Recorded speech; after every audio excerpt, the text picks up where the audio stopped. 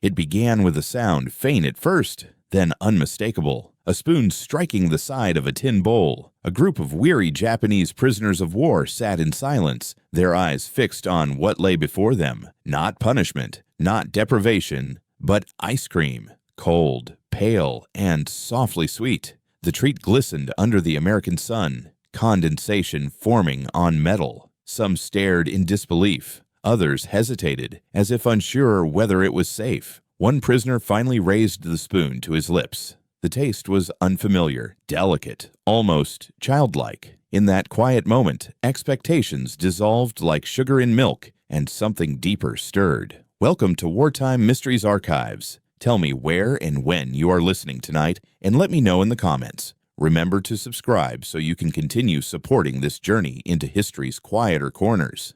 The first taste of ice cream in an American prisoner of war camp was, for many Japanese soldiers, not just a culinary surprise, but a rupture in reality itself. They had grown up in an island nation where resources were scarce, where sweets were rare luxuries, even in peace. Wartime had stripped away nearly every indulgence, leaving meals of rice, millet, or whatever substitute the home islands could manage. For these men, captivity had been imagined as hunger, as chains, as darkness. And now, in the middle of a foreign land, they were offered bowls of a dessert most had never seen before. The ice cream melted quickly in the heat, and the men did not know what to do.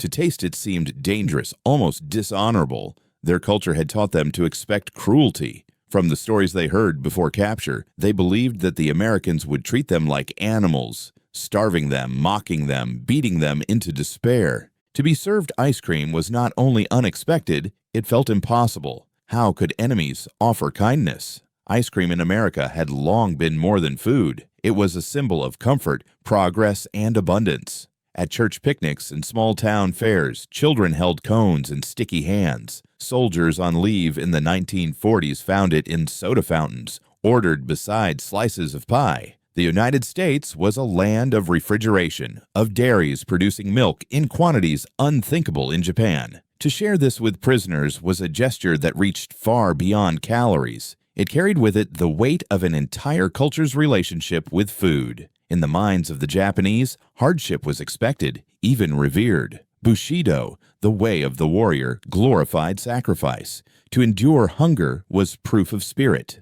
To survive on less was not shameful, but noble. Sweetness, on the other hand, was often linked to weakness, to softness, to indulgence. So, when the frozen dessert was placed before them, they were not simply confused by the flavor. They were confronted with a world that contradicted their deepest values. The camp itself was surrounded by barbed wire. Yet inside the prisoners found not brutality, but structure, order, and at times, even comfort. They were given clothes, blankets, and food that was far more nourishing than what many Japanese civilians could obtain at home. Still, ice cream was different. Bread and meat could be explained as necessities. But this dessert was not about survival. It was about something else. Abundance, generosity, or perhaps a carefully chosen display of humanity. One can imagine the soundscape of that day. The murmur of American guards speaking in accents that seemed alien.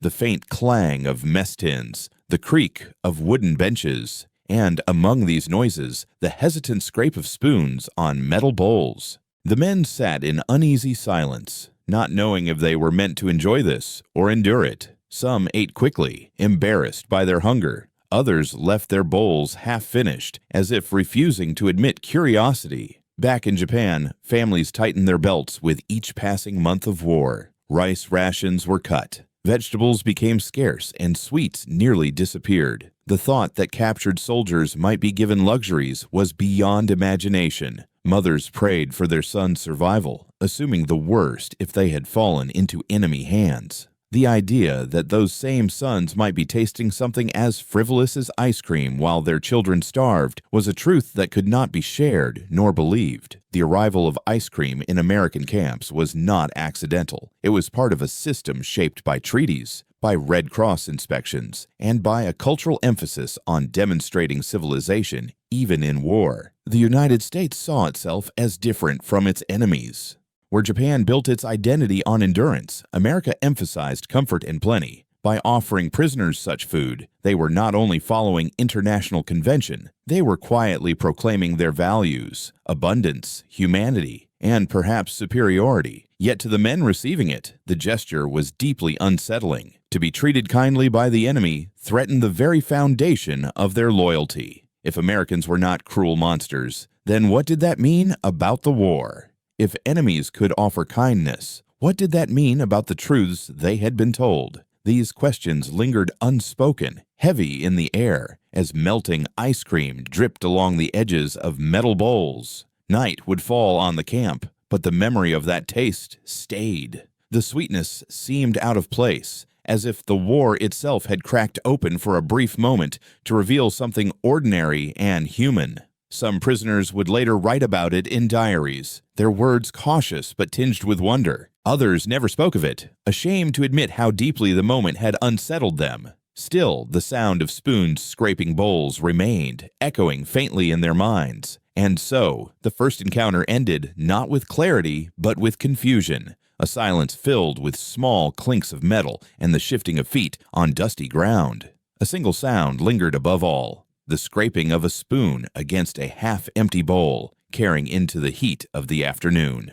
The scraping sound echoed in the air, metal on metal, hesitant yet steady, as if each stroke marked time itself. It was not loud, but in the silence of the camp it carried far, across the open yard, into the lines of barbed wire, and even into the ears of guards who knew what it meant. It was the sound of hesitation, of men caught between distrust and hunger, of captives who were beginning to glimpse a world not as they had imagined it. Behind that sound lay an entire system of choices made long before any prisoner sat at that table. The American approach to prisoners of war had been shaped by the Geneva Conventions of 1929, which set standards for humane treatment. Food, shelter, medical care, and the right to send and receive letters were not simply matters of kindness, but obligations signed by governments. The United States, though at times strained by war, sought to uphold these commitments. Inspectors from the International Red Cross visited camps regularly, noting conditions and reporting back. For prisoners, it meant that life behind wire, though deprived of freedom, was not intended to be cruel. In wartime America, the abundance of resources allowed such policies to be realized in practice. Despite rationing, the country remained a land of relative plenty. Fields of wheat stretched across the Midwest. Dairies in Wisconsin, Minnesota, and New York continued to produce milk, butter, and cream in quantities unimaginable to those who had grown up in Japan.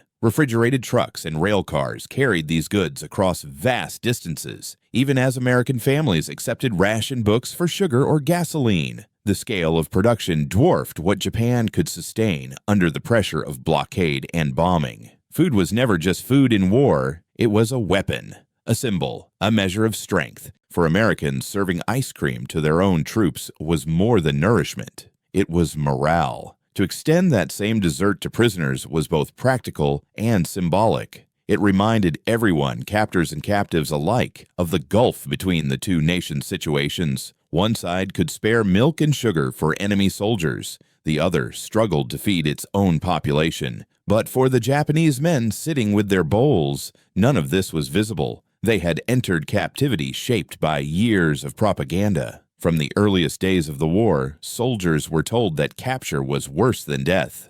They were warned that Americans were brutal, merciless, even barbaric. The image of the enemy painted in military newspapers and speeches was monstrous, designed to instill fear and absolute resistance. To be captured was shame enough. To be treated humanely by those very monsters was a contradiction that few could process easily. That is why the bowls of ice cream glistening in the sunlight were so disorienting. They carried no threat, no insult. They were offered as casually as if to friends. Yet the prisoners' training had not prepared them for such contradictions. Some believed it must be a trick. Perhaps the ice cream was laced with medicine or poison. Perhaps the generosity was a trap to weaken resolve. Even as spoons scraped the last drops from the sides of tins, suspicion remained. The scraping sound became part of camp life, not only with ice cream, but with other foods that marked captivity as strangely humane.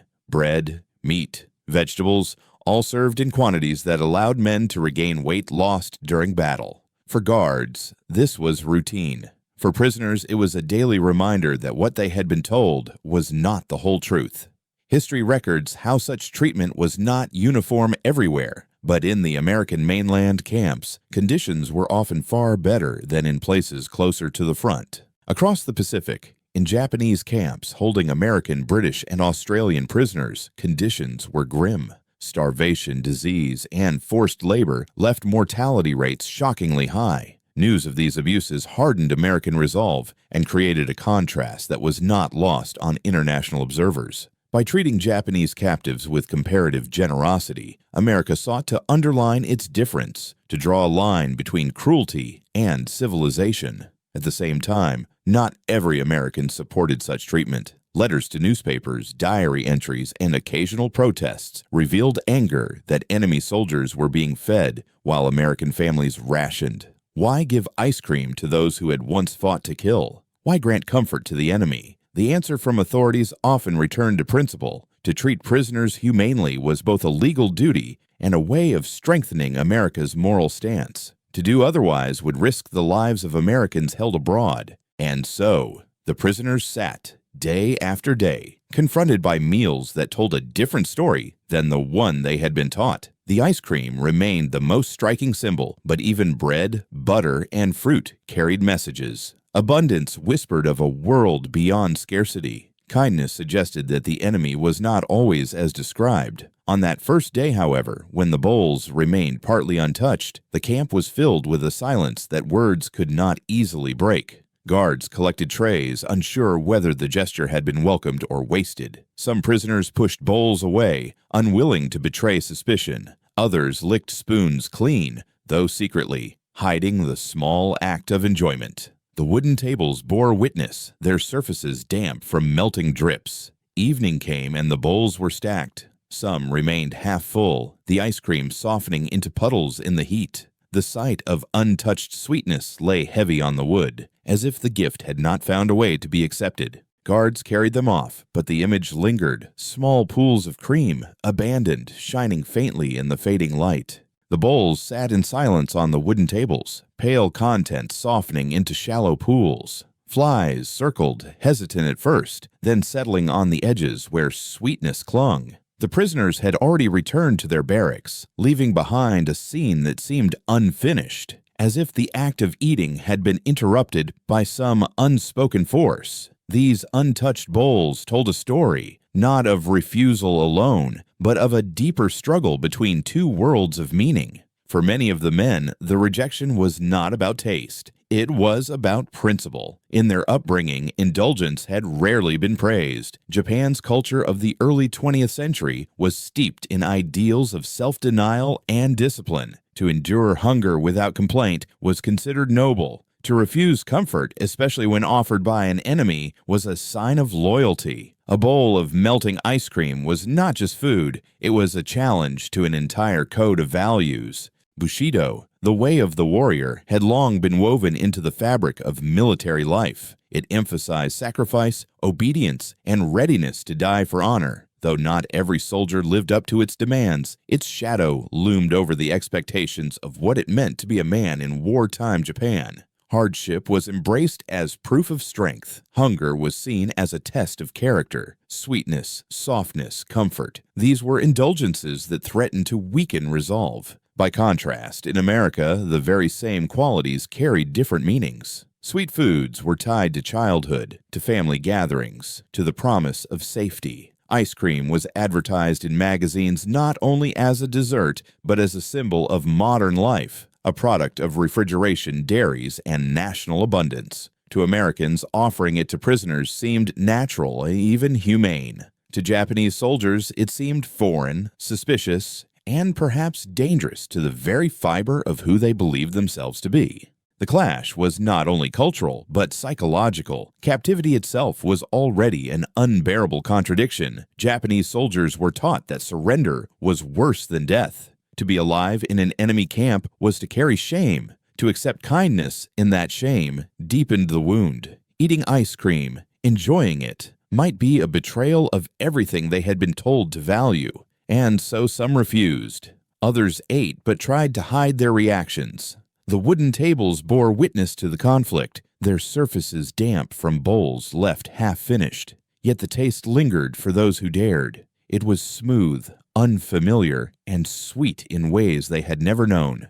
For some, it evoked memories of home, though not of the same food. Perhaps it reminded them of rice cakes offered at festivals, or of the rare sweets handed out by a parent in better times. The ice cream was alien, but it stirred echoes of tenderness that war had long buried. American guards, watching from a distance, could not fully understand the hesitation. To them, ice cream was ordinary, part of everyday life. To see it refused was puzzling. They could not grasp the depth of the cultural divide, the weight of values that turned a dessert into a test of loyalty. For the prisoners, however, the act of leaving food untouched was not ungratefulness. It was an expression of who they believed themselves to be in the face of defeat. The untouched bowls remained as a question.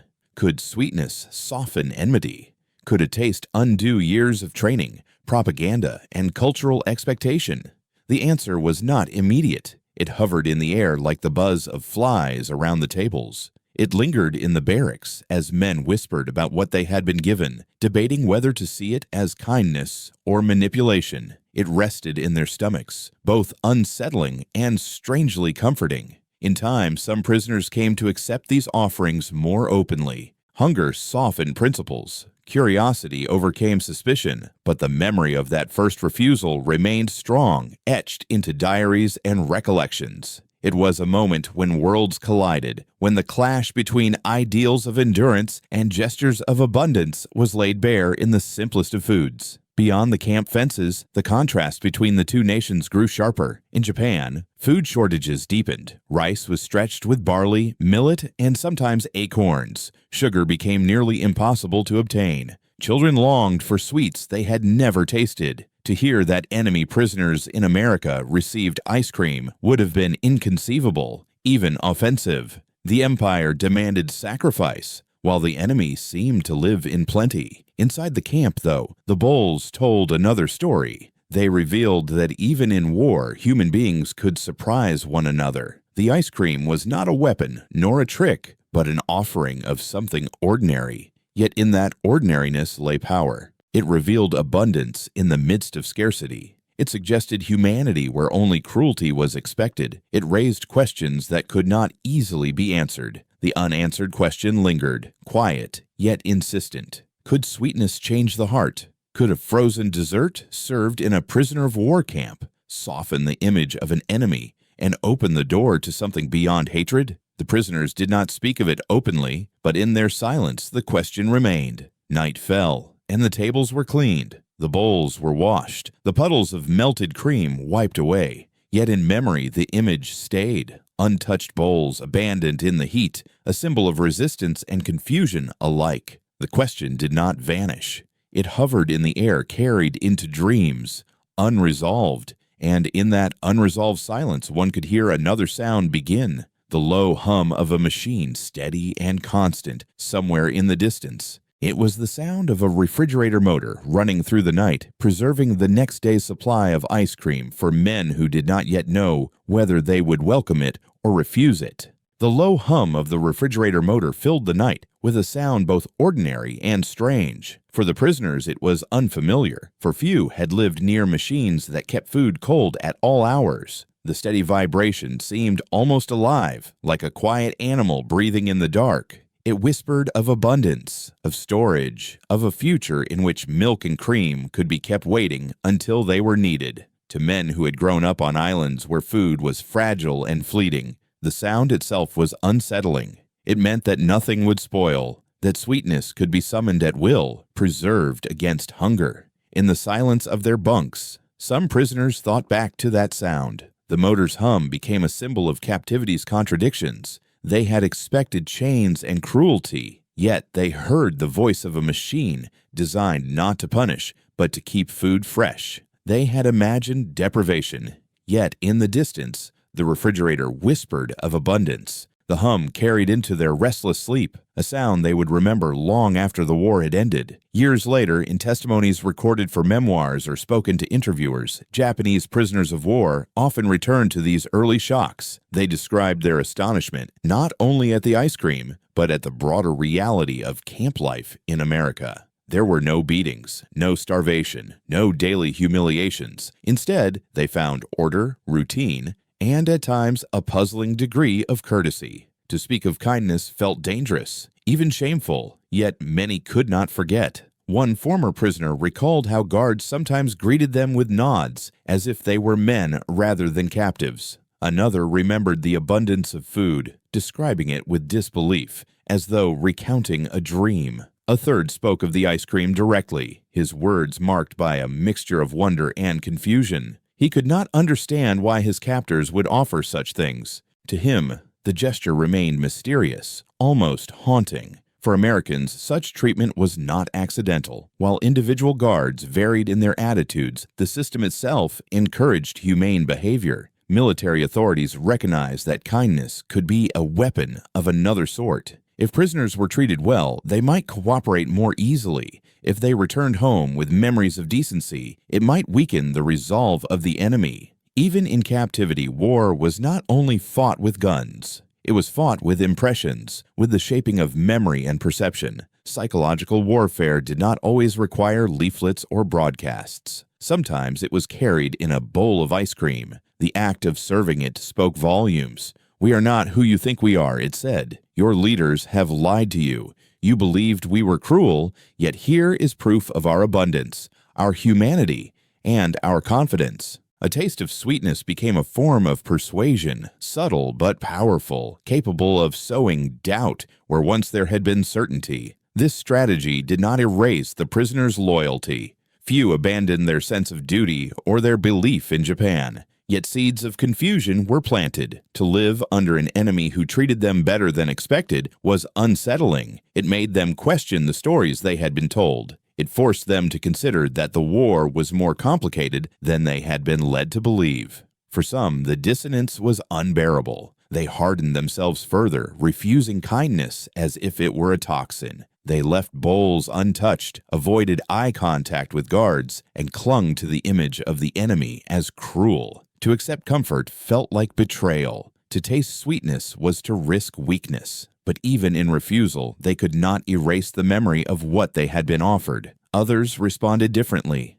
Slowly, quietly, they allowed themselves to accept. Hunger wore down suspicion, and time softened resistance. A few even expressed gratitude, though never openly, never in ways that might be seen as disloyal. In private, in diaries written with care, some confessed their astonishment.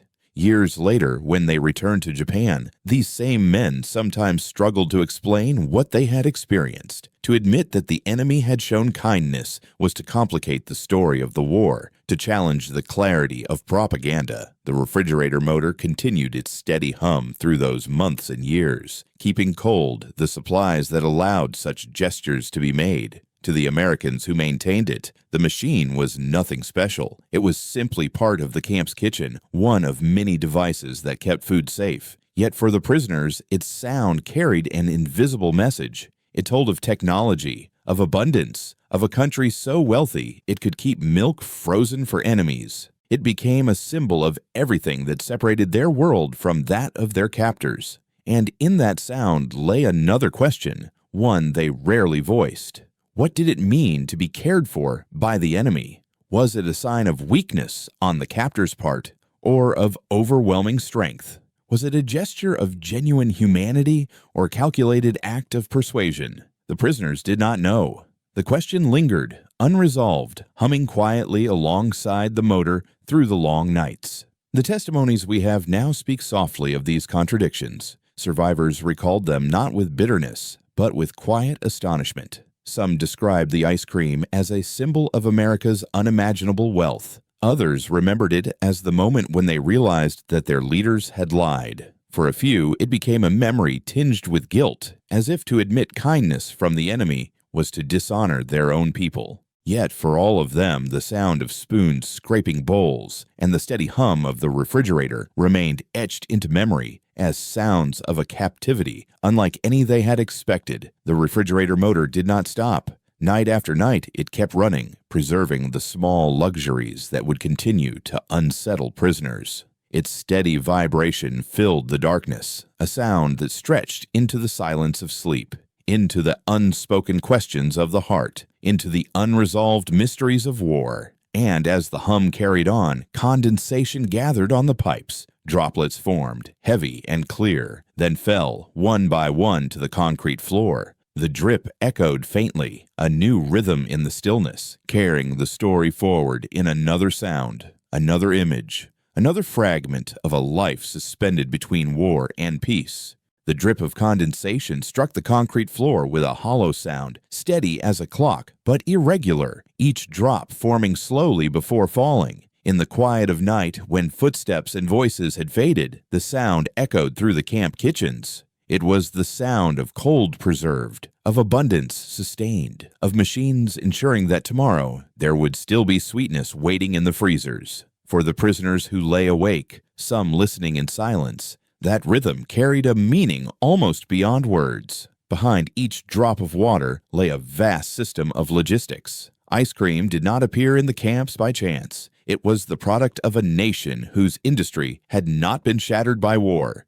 whose factories still roared, whose farmlands still poured out milk in rivers. In Wisconsin and Minnesota, dairy farms sent cream to processing plants. In cities, factories churned out butter and powdered milk for soldiers abroad. Refrigerated trains carried their cargo across great distances, arriving at ports, bases, and even camps for prisoners of war. The freezer that dripped in the darkness was the final link in a chain of abundance stretching across a continent. In wartime America, refrigeration had become a quiet revolution. Long before the conflict, companies had invested in cold storage, ice plants, and mechanical cooling systems. By the 1940s, ice cream was no longer confined to summer or to the wealthy. It had become a staple of American life, found in small-town drugstores, city parlors, and even military mess halls. Soldiers carried memories of it into the field, a taste of home that seemed to embody safety and peace.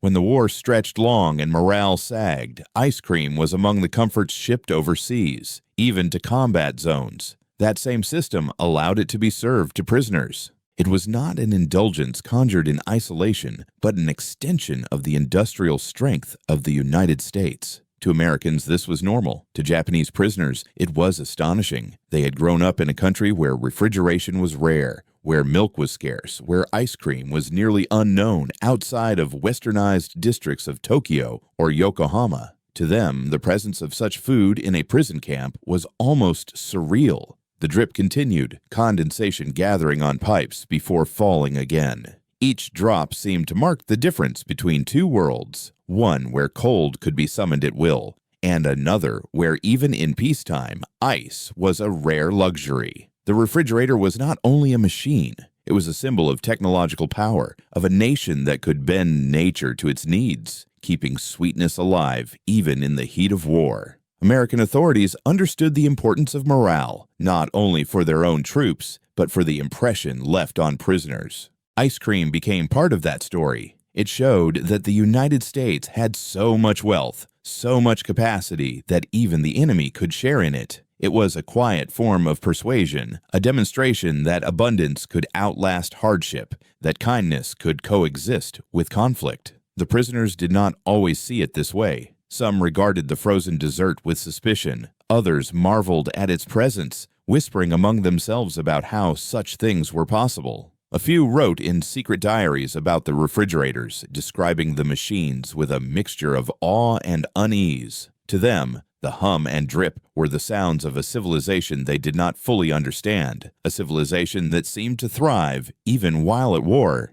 In Japan, by contrast, refrigeration was almost non-existent outside elite circles. Milk production was limited, ice cream was a curiosity, and most families relied on seasonal foods preserved by salting or drying. Wartime shortages made even these practices difficult. To imagine a machine filled with cold, dedicated to storing dessert for enemy prisoners, was beyond comprehension. It spoke of a gap between nations not measured in miles, but in resources, industry, and ways of life. The drip of condensation falling steadily was like a metronome marking time in captivity. It reminded prisoners that while they were confined, the world beyond the fences moved forward. Supply lines stretched from farms to factories to freezers, ensuring that abundance never faltered. In those drops of water lay the rhythm of a nation confident in its strength, capable of turning even sweetness into a tool of war. Daylight returned, and with it, the routine of camp life.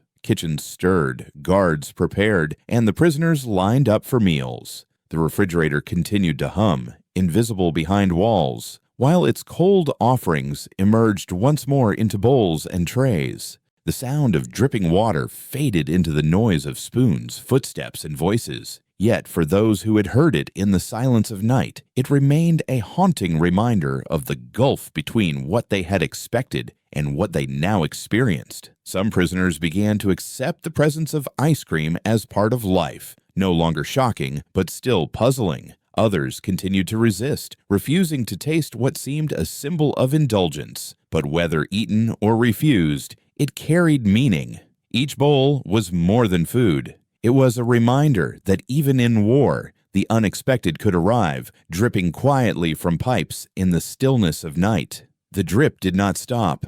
It echoed through the kitchens, through the memories of those who listened, through the history of a war in which abundance and scarcity stood side by side. And as one drop fell and vanished, another formed, heavy with cold, ready to fall again. One bowl of ice cream, half finished, was carried outside and left in the sun. Slowly it melted, pale liquid spreading across the wood of the table. Flies gathered once more, buzzing in the heat, their wings catching the light. The dessert that had once been frozen, preserved by machines, surrendered now to warmth and time. The sound of dripping inside was joined by the sight of melting outside, two forms of water marking the passage of captivity. The half-finished bowl sat in the sun, its contents slowly dissolving into a pale puddle. The wood beneath grew darker where the liquid spread, a small stain that spoke of impermanence. Around it, flies circled in lazy arcs, settling and lifting again,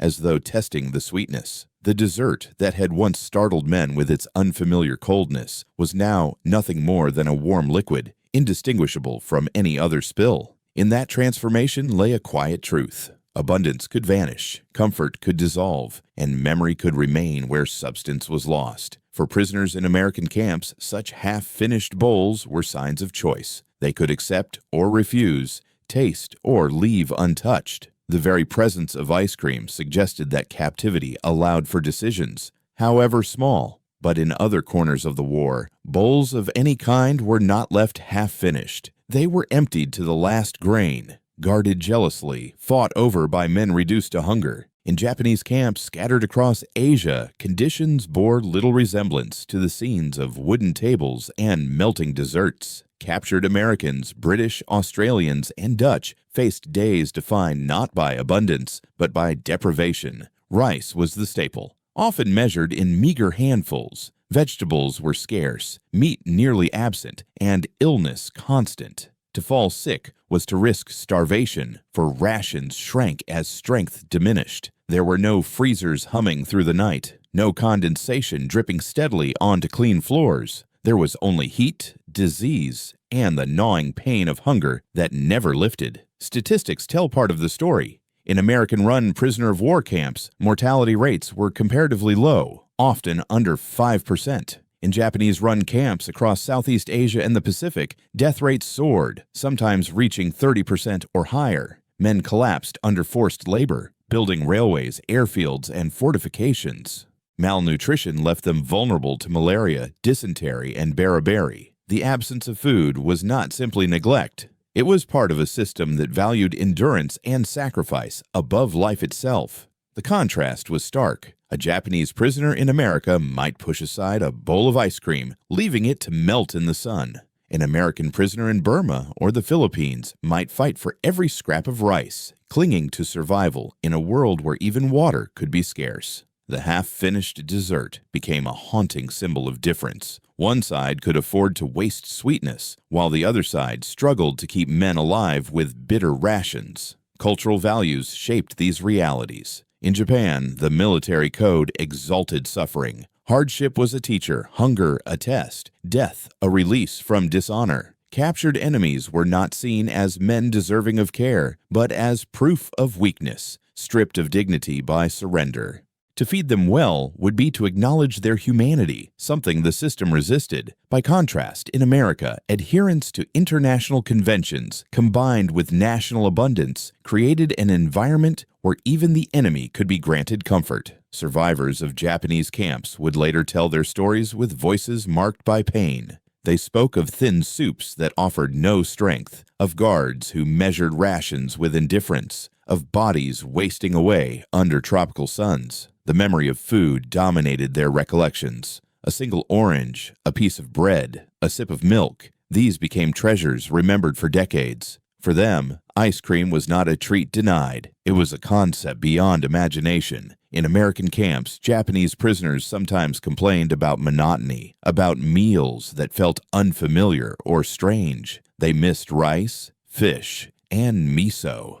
They longed for flavors of home. Yet their bodies gained weight, their health returned, and their lives were preserved. Some resisted the abundance as a test of loyalty. Others yielded quietly, learning to live with bread, meat, and even frozen desserts. The difference lay not only in resources, but in philosophy. One system saw care for captives as weakness, the other as strength. The half-finished bowl in the sun then was more than a discarded dessert. It was a mirror of contrasts. It reflected a world where one man could afford to leave sweetness untouched while another fought to survive on scraps. It revealed that in war, the treatment of prisoners was not only about rules, but about the values each side carried into battle. In the years that followed, historians and survivors would compare these realities, seeking to understand how such disparities could exist. They pointed to logistics, to culture, to the differing fates of nations at war. But for the men who lived it, the memory was not abstract. It was etched into the body, into the stomach that remembered hunger, or the tongue that remembered sweetness. The sun lowered, and the bowl's contents vanished into the wood. The flies dispersed, leaving only the faint stain where the ice cream had once been. For the prisoners, the sight was ordinary. For history, it was symbolic. Abundance wasted in one camp, absence suffered in another. As evening fell, the camp grew quiet again. The memory of sweetness lingered, but so did the questions it raised. How could one war hold such extremes? How could one nation's prisoners taste ice cream while another starved? The answers did not come easily. They hovered like shadows, unresolved, carried in silence through the barbed wire and into the night. In that silence, another sound emerged, faint at first, but growing clearer. The buzz of flies still drawn to the faint trace of sugar on the wood. Their wings shimmered in the last light of day, a reminder that even in waste, sweetness called out. The buzz rose and fell, steady and persistent, carrying the story forward into another detail, another question, another night in captivity. The buzz of flies lingered in the air, steady and insistent, circling the wooden table where the last trace of sweetness clung. Their wings glimmered in the fading light, their bodies darting and weaving, drawn to what had been left behind. It was a sound that spoke of persistence, of nature's constant hunger, of how nothing went unnoticed, not even a melted dessert in a prisoner of war camp. For the men inside the barbed wire, the flies were background noise. But for history, the sound was more than nuisance. It was the echo of a message that reached far beyond the camp fences. The presence of ice cream in American camps was not only about food, it was about image. The United States understood that the treatment of prisoners was never truly hidden. News traveled, reports were written, and someday the stories would return home with those who had been captured. To feed enemy soldiers well, to allow them small comforts, was to demonstrate to the world and to the prisoners themselves that America embodied values distinct from those of its adversaries. In the clash of empires, even the buzz of flies over a melted bowl carried propaganda value. American cultural diplomacy during the war did not always come in the form of speeches or posters. It lived in the daily routines of camps. In the food served, the books provided, the opportunities for work and learning. Guards enforced discipline, but they also permitted soccer games, orchestras, and language classes. Red Cross inspectors noted these efforts, reporting them internationally. Each gesture of decency reinforced the idea that the United States honored its obligations, that it remained civilized even in conflict.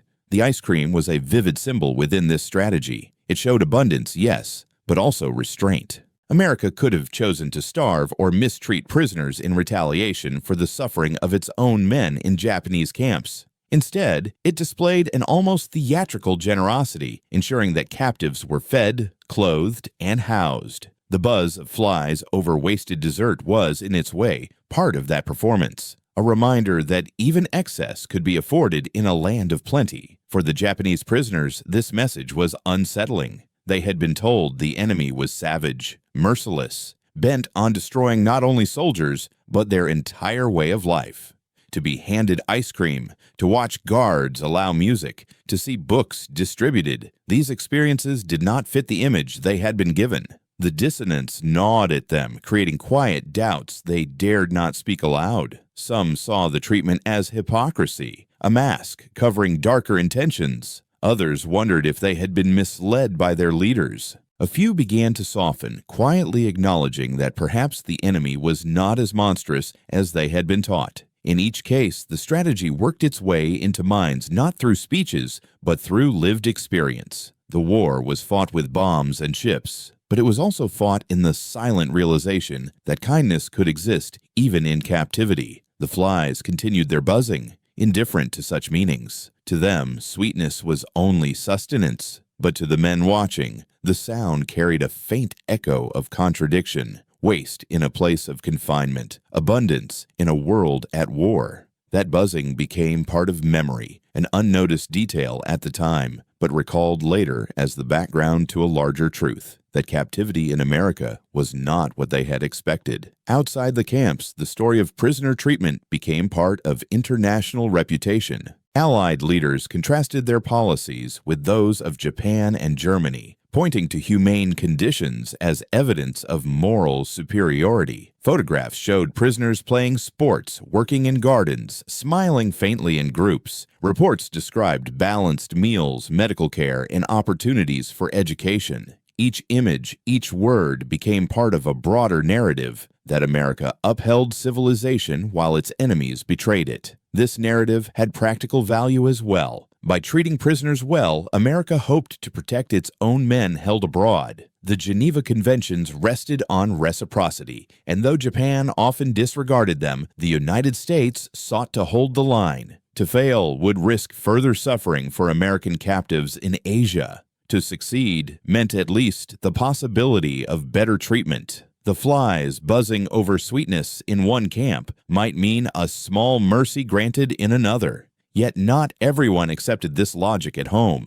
Letters reached newspapers questioning why enemy soldiers were given comforts when American families faced rationing. Why serve ice cream to those who had fought to kill when sugar was scarce for children in towns and cities? The answer returned again and again was principle. Humane treatment was not weakness, officials argued. It was strength, a demonstration of values that distinguished America from its enemies. It was a statement made not only to the prisoners, but to the world. And so the camps became theaters of diplomacy as much as places of confinement. The buzz of flies over sweetness symbolized a surplus that could not be hidden. It spoke of an enemy whose strength lay not only in weapons, but in abundance, in confidence, in the ability to extend kindness even where none was required. As the day ended, the prisoners returned to their barracks, the flies still circling in the dusk. Some men carried with them the confusion of generosity received from enemies. Others hardened their resolve, determined not to be softened by sweetness. But the sound of buzzing lingered, faint but steady, threading itself into memory. Night approached, and the barracks grew quiet. A man sat at a small wooden desk, a candle flickering beside him. He opened a notebook, its pages already filled with neat lines of writing. With a careful hand, he added a few words, recording his thoughts not for others, but for himself.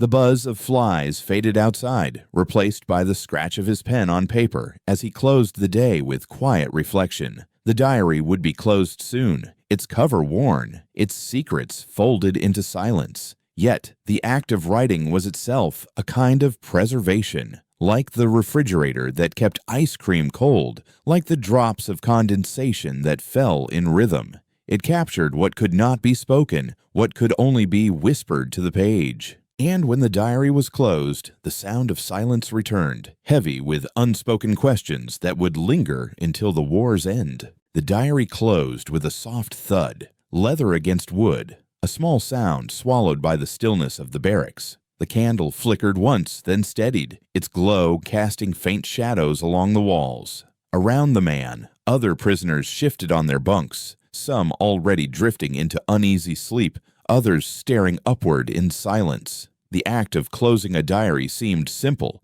but in that moment it carried weight, the sealing of private thoughts, the storing of memory that could not yet be shared. And from that quiet gesture, the rhythms of camp life unfolded, carrying the days forward in a pattern both strange and familiar. Life inside an American prisoner of war camp was marked by routine. Each morning, the prisoners rose at the sound of whistles or shouted orders.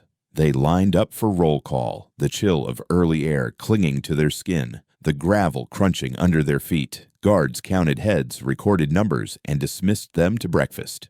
The meals were simple but sufficient: bread, oatmeal, sometimes eggs or meat. To men who had expected starvation, even these meals were surprising. They ate in silence at first, wary of what was offered, but gradually hunger wore down suspicion, and the daily ritual of eating became another part of captivity. After breakfast, the day unfolded with a rhythm shaped by work in order. Prisoners were assigned to labor details, not as punishment, but as part of the camp's functioning. Some worked in fields outside the fences, harvesting crops or tending livestock. Others repaired roads, built structures, or labored in workshops. The tasks varied, but the principle remained: to keep men occupied, to maintain discipline, and to contribute quietly to the war effort without violating international agreements. Work was balanced with moments of unexpected leisure. Soccer fields appeared within the wire, marked out by prisoners themselves. Wooden balls were crafted when none were provided, and soon games became part of daily life.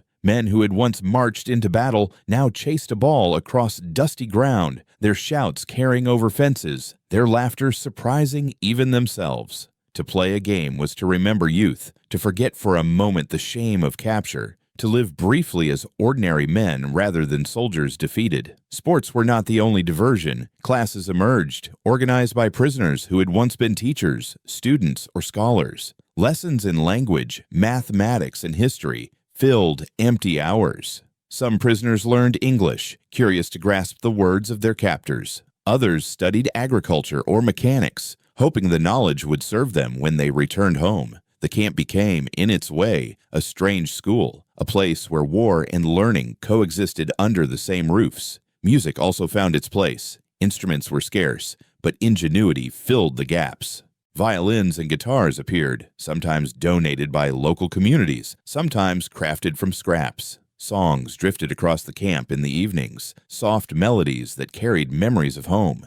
For the guards, the music was harmless background. For the prisoners, it was a lifeline, a reminder that humanity persisted even when freedom was gone. Letters formed another thread in daily life. Through the Red Cross, prisoners were permitted to send and receive mail, though always censored and delayed. A letter from home was a treasure, passed from hand to hand, read and reread until the paper wore thin. News of family, of children, of villages left behind. These words carried more sustenance than food. In return, prisoners wrote back, carefully choosing phrases, omitting hardship, offering reassurances they could not fully feel. The act of writing connected them to a world beyond the barbed wire, a world that seemed impossibly distant yet still alive in memory. Not all days were gentle. Discipline remained strict. Guards enforced rules, punishments existed for defiance, and the fences were reminders that freedom was gone. Yet within those limits, life carried on in ways that surprised the prisoners themselves. They adapted. They found routines. They discovered that even in captivity, the human spirit sought patterns of normalcy. The closed diary on the wooden desk captured this paradox. Its pages held private truths, the astonishment at kindness, the confusion of abundance, the shame of capture. But its closing also symbolized how men learned to live in silence, to keep their deepest thoughts hidden. Outwardly, they worked, played, wrote letters, and ate meals. Inwardly, they wrestled with contradictions too heavy to voice. The rhythm of camp life echoed far beyond its fences. American authorities pointed to these routines as evidence of humane treatment. Red Cross inspectors noted the sports fields, the classrooms, the libraries stocked with donated books. Photographs of prisoners smiling faintly beside soccer goals or seated in lessons became part of reports circulated abroad. Each image reinforced the message that America upheld civilization even in war. But for the prisoners themselves, the images told only part of the story. Behind every photograph lay a silence. Behind every game, a memory of battle. Behind every letter, a longing for home. The diary captured what the official records could not. The sense of being suspended between two worlds, of living in safety while one's homeland burned, of eating in abundance while families starved across the sea. The days passed in this rhythm, one after another, like pages turned in a book. The diary opened and closed, soccer balls rolled across dust, songs drifted into night, and letters traveled slowly across oceans. Captivity became life, not freedom, not death, but something in between. A waiting place where time moved both swiftly and unbearably slow. At the end of each day, the diaries were closed, the lights dimmed, and the barracks sank into silence. Outside, the night air grew cool, carrying faint sounds. The chirping of insects, the distant bark of a dog, the hum of machines in the kitchens. For a moment, all seemed still. Then from one corner of the camp, another sound emerged, the static of a radio, faint at first, then louder, as guards tuned in to broadcasts from beyond the wire. The prisoners listened when they could, catching fragments of words, hints of news, pieces of a world they no longer belonged to. The diary lay closed, but the radio spoke, carrying voices through the static, voices from far away, voices that seemed both real and unreachable. And with that sound, the day ended, and another question began. The static filled the air, a restless hiss that rose and fell, sometimes breaking into fragments of words, sometimes dissolving back into noise. Guards leaned closer to catch the news, adjusting dials with careful fingers. Prisoners, when chance allowed, listened in silence from their bunks, straining to hear meaning through the distortion. For them, the static was both a barrier and a bridge. It reminded them that the world outside still moved, still spoke, still lived, yet it also showed how far away that world had become. What the prisoners heard in fragments, their families back in Japan never heard at all. At home, the government controlled the flow of news with strict censorship. Newspapers, radio, and public announcements painted a picture of bravery and sacrifice, omitting defeat and avoiding details that might weaken morale. When soldiers were captured, their names were rarely reported. Families were left in silence, told little beyond the fact that their sons had not returned. To admit that thousands were prisoners would be to acknowledge failure, dishonor, and vulnerability. Propaganda filled the silence instead. Japanese civilians were taught to believe that capture by the enemy was a fate worse than death. Official statements portrayed Allied treatment of prisoners as cruel, inhuman, and degrading. Stories described captives being starved, tortured, or mocked. Mothers imagined their sons suffering unimaginable torment. Fathers believed their children would never be seen again, their honor erased, their bodies broken. The static on American radios carried fragments of news, but in Japan there was only silence, shaped into fear. The truth inside American camps could not have been more different. While not free of hardship, prisoners received food, clothing, and even small comforts. They played games, wrote letters, and, on rare occasions, tasted ice cream. To reveal this to civilians back home would have shattered the carefully constructed image of an enemy without mercy. And so the contrast deepened. In one world, men listened to radio static as they finished bowls of bread and meat. In another, families imagined them starving in chains. This contrast carried profound meaning. For the prisoners, captivity was confusing precisely because it did not match expectation. They had been taught to expect cruelty, yet found themselves treated with a surprising degree of humanity. For their families, the dissonance was even sharper. They grieved as though their sons were already lost, imagining fates far darker than reality. The gap between perception and truth widened with each passing month, filled with silence, rumor, and fear. One can picture a mother in a small Japanese village, kneeling before a family altar, lighting incense for a son she believes is suffering far away. She whispers prayers for his endurance, for his strength,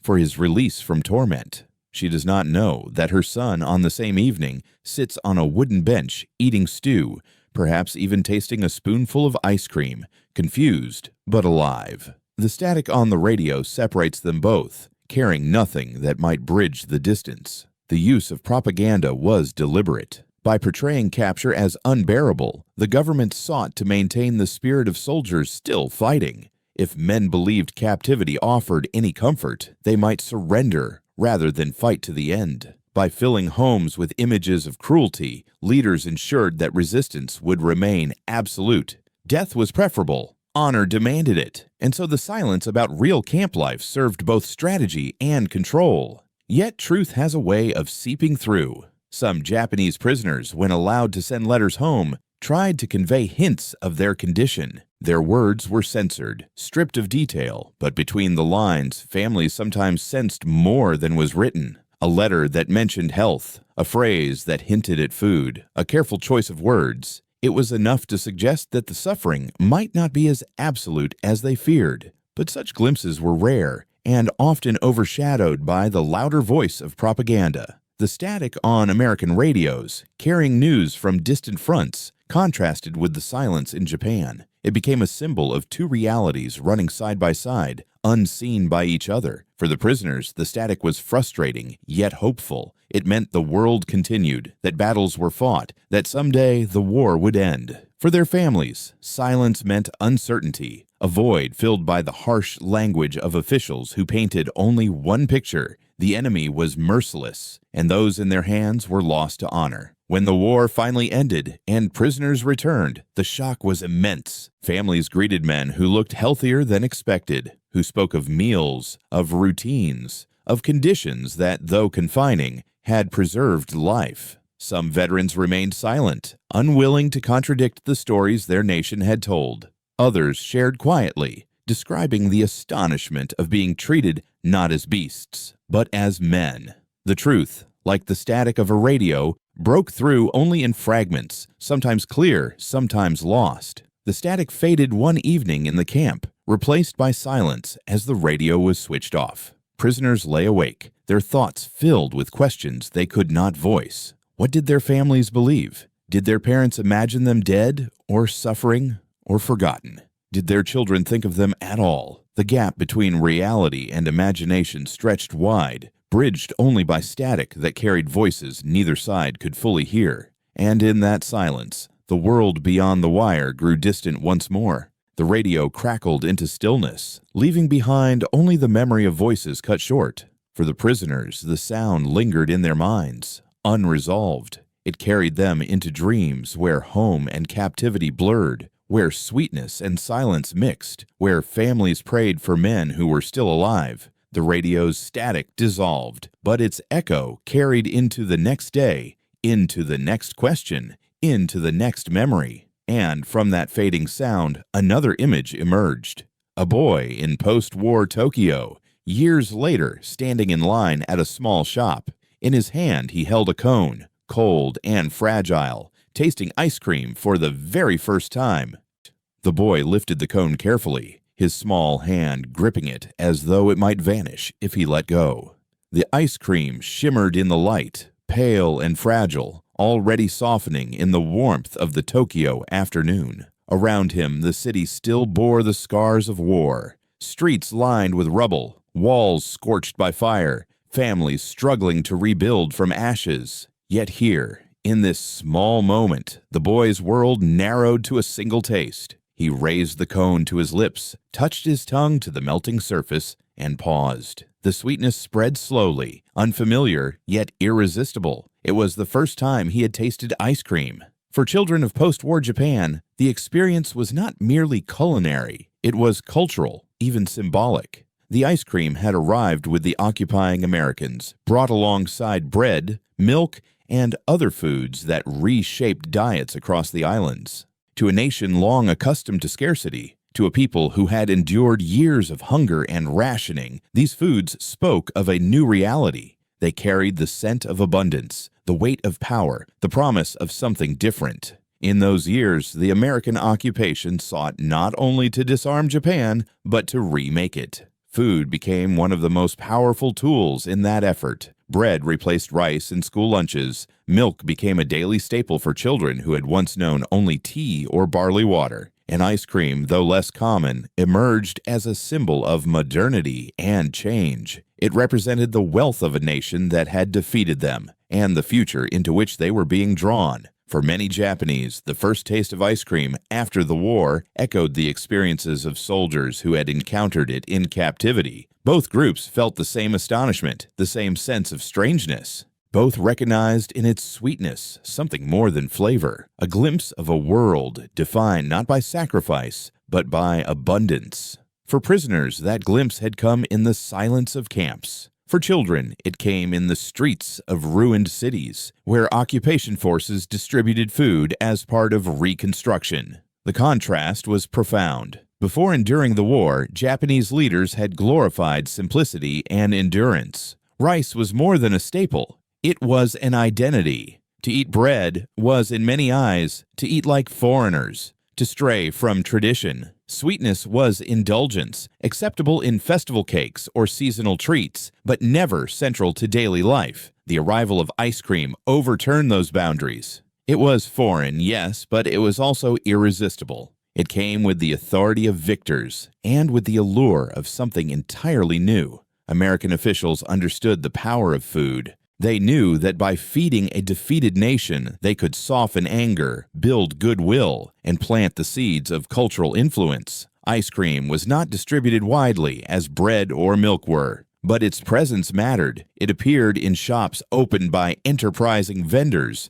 in canteens serving occupation troops, in stories carried by those who had tasted it. Its image spread, and with it, the idea that America was not only strong in arms, but generous in plenty. For children like the boy in Tokyo, the taste of ice cream became a memory carried for life. It was linked not only to flavor, but to feeling. The sense that the world was larger than they had known, that new possibilities were opening. The sweetness became a marker of change, one more thread in the tapestry of post-war transformation. The broader cultural impact was immense. Over time, foods once considered foreign became familiar. Bread became part of breakfast. Milk became routine in schools. Ice cream, once a novelty, became a treat sought after by families. These changes did not erase Japanese tradition, but they reshaped it, weaving foreign abundance into daily life. The shift was not immediate, nor without resistance, but it was steady, carried by taste, by habit, by memory. For returning prisoners of war, the sight of children eating ice cream must have carried echoes of their own astonishment years earlier. Some may have remembered the first time they were handed bowls in American camps, the disbelief, the hesitation, the confusion. Now, in their homeland, the same sweetness was becoming part of a new generation's life. The memory of captivity was private, often unspoken, but the resonance was undeniable. The boy in Tokyo licked his cone carefully, savoring each drop before it could fall. Around him, other children laughed, their faces smeared with cream, their voices bright against the backdrop of ruins. The city was scarred, but in that moment it felt alive, filled with a sweetness that seemed to promise renewal. Ice cream had become more than dessert. It was a sign of transition, of a bridge between war's destruction and the uncertain peace that followed. And yet, even as sweetness spread, questions lingered. What did it mean that abundance came from the hands of former enemies? What did it mean that a nation once taught to glorify hardship now embraced foreign comfort? The answers were not simple. They lay in the slow transformation of culture, in the blending of old and new, in the memory of bitterness softened by sugar and cream. As the boy finished his cone, a drop of melting ice cream slid down his hand, glistening in the sunlight. He looked at it for a moment, unsure whether to lick it or wipe it away. The drop clung to his skin, small, fragile, fleeting, a reminder that sweetness was never permanent, but always powerful in memory. The drop of ice cream lingered on the boy's hand, a small bead of sweetness glistening in the afternoon sun. For a moment, he simply stared at it, transfixed by the way it shone like glass, fragile and perfect. Then it began to slide, leaving a thin trail along his skin. He could have licked it, could have caught it with his tongue, but he did not. The drop slipped downward, unclaimed, until it fell to the ground and vanished into the dust. It was gone in an instant, yet its memory remained, an image that echoed far beyond the boy, far beyond the streets of Tokyo, reaching back into the lives of men who had known ice cream in places far stranger. For Japan as a whole, the arrival of such foods was part of a broader transformation. The war had ended not only in defeat, but in occupation, and with occupation came changes that touched every part of life. Bread replaced rice in many school lunches. Milk became a daily ration for children, its unfamiliar taste reshaping habits. And ice cream, once unknown to all but the wealthiest or the most cosmopolitan, became a symbol of post-war modernity. It was a sign that Japan was no longer closed, no longer isolated, but bound to a new global order shaped by its former enemy. The symbolism was powerful. To taste ice cream was to taste America, to taste abundance, to taste the very thing that had seemed so impossible during years of war. For many, it was unsettling. The values of self-denial, of hardship and sacrifice had been exalted for so long that sweetness seemed almost suspect. Yet the younger generation embraced it with open hands, for they had known nothing but hunger and loss. To them, sweetness was not weakness, it was hope. Former prisoners of war watching these changes must have felt a strange recognition. They too had once been astonished by bowls of ice cream handed to them in camps across the ocean. They too had known the dissonance of tasting sweetness when they expected only cruelty. For them, the memory was private, often locked away in silence, yet it returned with unexpected force when they saw their own children or grandchildren licking cones in the new Japan. What had once been a symbol of captivity had become a symbol of freedom. Some spoke of these memories in later years, in memoirs or interviews. They recalled the shock of being given ice cream by American guards, the suspicion that it might be a trick, the shame of enjoying it despite themselves. They described the way it melted too quickly in the heat, how some left it untouched, how others devoured it hungrily, unable to resist. These recollections were often tinged with ambivalence, for they carried both gratitude and confusion. Yet they were remembered all the same, preserved like drops of sweetness that could not be erased. The transformation of Japan after the war was filled with such paradoxes. Foods once considered foreign became familiar. Customs once rejected were woven into daily life. Bread, milk, and ice cream became part of childhood, reshaping not only diets, but identities. The nation that had once prided itself on austerity and sacrifice now embraced abundance, even indulgence. This shift was not simple, nor without tension, but it marked a turning point in how Japan saw itself in the world. The single drop of ice cream on the boy's hand captured this transformation perfectly. It was fleeting, easily lost, yet unforgettable. It symbolized how sweetness could arrive unexpectedly, how it could change memory, how it could become part of a larger story. The boy may not have thought about what it meant. He only knew that it tasted good, that it made him smile, that it was something new. But for those who watched, who remembered, it carried layers of meaning. Even as Japan rebuilt, the echoes of wartime experiences remained. Former soldiers carried with them the memories of hunger, of deprivation, of loss. Some spoke of their astonishment at how much food had been wasted in American camps, bowls half-finished, bread uneaten, portions discarded. Others could not forget the buzzing of flies around sweetness left in the sun. To see their own children now enjoying ice cream freely was both comforting and unsettling. It was a sign that life had moved on, but also a reminder of how much had been endured. In the decades that followed, ice cream became woven into Japanese life. Shops appeared in cities. Vendors sold cones in summer. Families treated children to sundaes and parfaits. What had once been a symbol of America became something shared, something adapted, something Japanese as well as foreign. The memory of its strangeness faded, replaced by familiarity. Yet for those who had lived through the war, the first taste was never forgotten. The drop on the boy's hand fell to the ground and vanished, but the memory did not. It lingered like a shadow, like a sweetness recalled long after it was gone. It became part of a larger narrative, part of the way Japan remembered its defeat and its rebirth. In that memory lay both sorrow and hope, both shame and renewal. The taste of ice cream carried them all. As the boy walked away, the street around him filled with the sounds of life returning, vendors calling out their goods, bicycles rattling over uneven pavement, children laughing as they ran past ruined walls. The war was not forgotten, but life moved forward. The sweetness of ice cream joined the rhythm of rebuilding, a small detail that carried immense weight. And in that movement forward, another image arose, carried on the edge of memory. A single drop of ice cream falling in silence, reminding former prisoners of the first time they had held bowls in their hands, long ago, in the middle of a war they had expected to end only in suffering.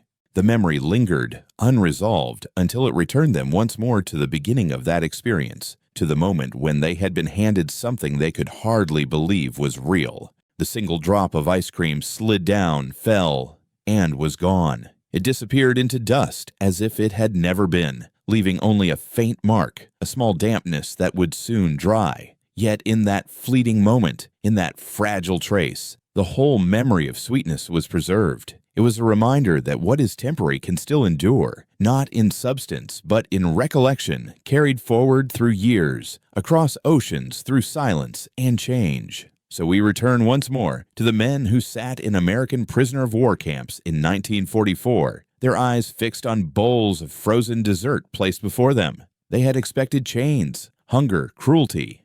They had prepared themselves for torment. Instead, they were handed something soft, sweet, and cold, a contradiction too deep to name. Some lifted spoons with hesitation, tasting what felt almost forbidden. Others pushed bowls aside, unwilling to betray their training, unwilling to yield to the enemy's gesture. Around them, the camp buzzed with the ordinary sounds of life. Guards calling orders, footsteps in gravel, the distant hum of machines keeping food cold. Yet for each man, time seemed to stop as he faced the bowl before him. The ice cream was not much. It was a small portion, served in a tin bowl, melting quickly in the sun. But to those who had lived in a world of scarcity, of rice stretched with barley and hunger made sacred, it was more than food. It was a symbol of abundance they could not understand. It was proof of a nation so confident in its wealth that it could extend sweetness even to enemies. It was a gesture that unsettled more than it comforted, that left men questioning not only the war, but their own place within it.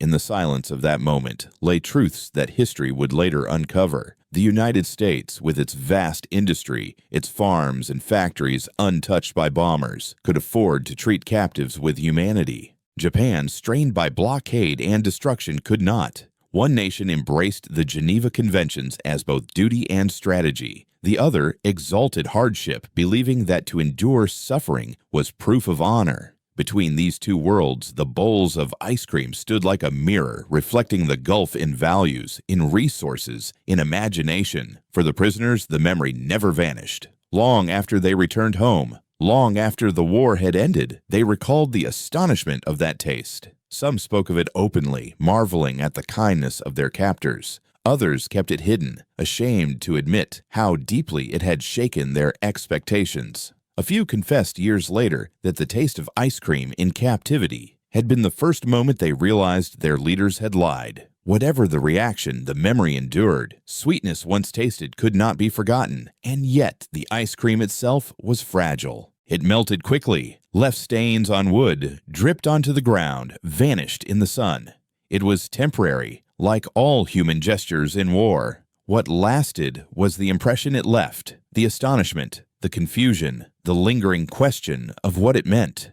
Could kindness exist even in conflict? Could sweetness carry weight even when offered by enemies? These questions had no simple answer, yet they remained, folded into memory like pages of a diary closed in silence. As the war ended, and as Japan entered its long transformation, ice cream returned in another form. It appeared in shops, in schoolyards, in family outings.